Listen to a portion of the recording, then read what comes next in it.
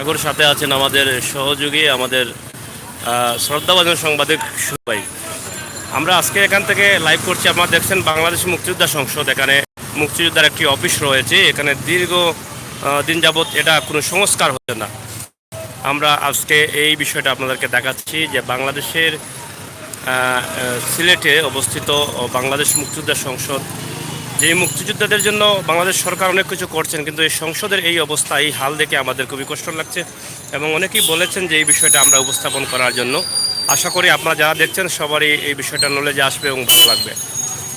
বাংলাদেশের সিলেটে জিন্দাবাজারে অবস্থিত এই মুক্তিযোদ্ধা সংসদটি। পাশাপাশি আপনারা দেখছেন এখানে যেহেতু কোনো উন্নয়নের কাজ করা হচ্ছে না মুক্তিযোদ্ধা সংসদের এই ভবনে, কিন্তু এখানে কিন্তু ফুটপাত ব্যবসায়ীরা কিন্তু ব্যবসা করছেন। এখানে দেখছেন দুই পাশেই রয়েছে ফুটপাতের দোকান এবং এখানে মালামাল তারা বিক্রি করছেন এবং এটা প্রতিদিনই দেখা যায় যে তারা এই মুক্তিযোদ্ধা সংসদের সামনে এখানে বসে দোকানদারি ব্যবসা করছেন। কিন্তু মুক্তিযোদ্ধা সংসদের কোনো এখানে কোনো উন্নয়ন হচ্ছে না, বা এটা আসলে কি পরিত্যক্ত অবস্থা আছে কি না সে বিষয়টাও আমরা জানতে চাই। আসলে এখানে কাউকে দেখাও যাচ্ছে না।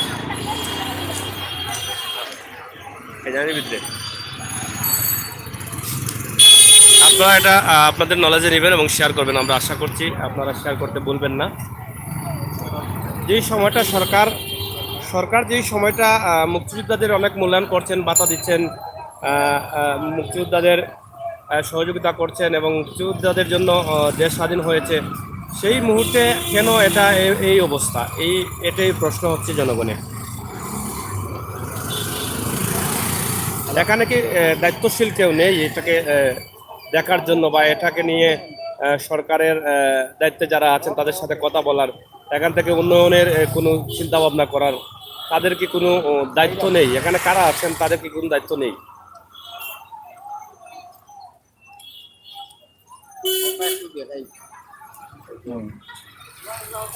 দিতে দিতে কি দা দিতে আর দিতে না हाँ भाई बताइए।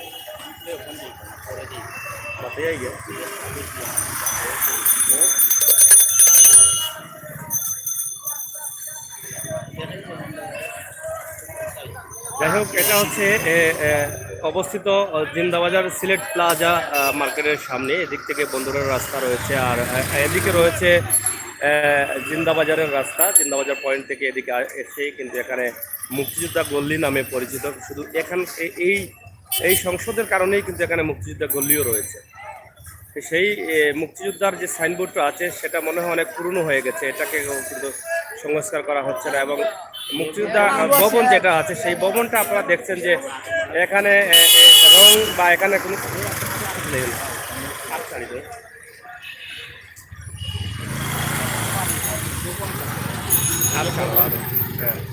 দেখছেন এখানে ভবনের কোনো পরিষ্কার পরিচ্ছন্নতা নেই। এখানে সম্ভবত কয়েক বছর যাবৎ বোধ হয় এটা কোনো রং বা এটা মেরামত হচ্ছে না। এই যে দেখছেন এখানে গাছ রোপণ হয়ে গেছে, কিন্তু এই ডালাইয়ের উপরে, বিল্ডিংয়ের উপরে আপনারা দেখছেন। এটা মনে হয় দেখার কেউ রইল না এখানে। এই বিল্ডিংটাকে এই যে আজকে বিজয়ের মাস, কিন্তু বিজয়ের মাসে আমাদের মনের মধ্যে অনেক উল্লাস আছে, আনন্দ আছে, কিন্তু মুক্তিযোদ্ধা ভবনটি এভাবে পরিত্যক্ত মনে হচ্ছে। এটা দেখে মনে হয় না এটাতে কোনো কাজকাম চলে কিনা সেটা হয়তো বোঝা যাচ্ছে না।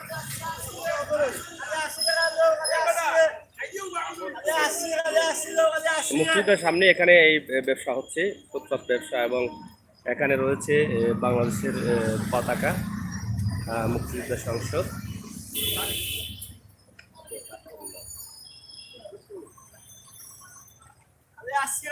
এখানে রয়েছে মুক্তিযোদ্ধাদের সিনারি, জাতীয় পতাকা সহ এখানে রয়েছে। কিন্তু দুঃখের বিষয় হচ্ছে আমরা এটা আজকে দেখাচ্ছি যে সাইনবোর্ডটা আপনাদেরকে উপস্থাপন করলাম এবং বিল্ডিংটা উপস্থাপন করলাম, এখানে কোনো সংস্কার হচ্ছে না।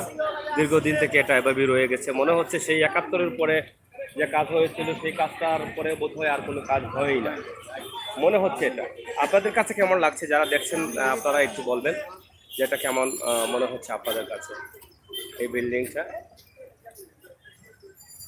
যাই হোক দর্শক, আগেই বলেছিলাম যেখানে বাংলাদেশ সরকার মুক্তিযোদ্ধাদের মূল্যায়ন করছেন, মুক্তিযোদ্ধাদের ভাতা দিচ্ছেন, মুক্তিযোদ্ধাদের সম্মাননা দিচ্ছেন, সেই জায়গায় মুক্তিযোদ্ধা সংসদের যদি এই অবস্থা হয় তাহলে সেটা আপনারাই লিখে দিন আসলে সেটা আসলে কেমন কেমন দেখায় সেটা।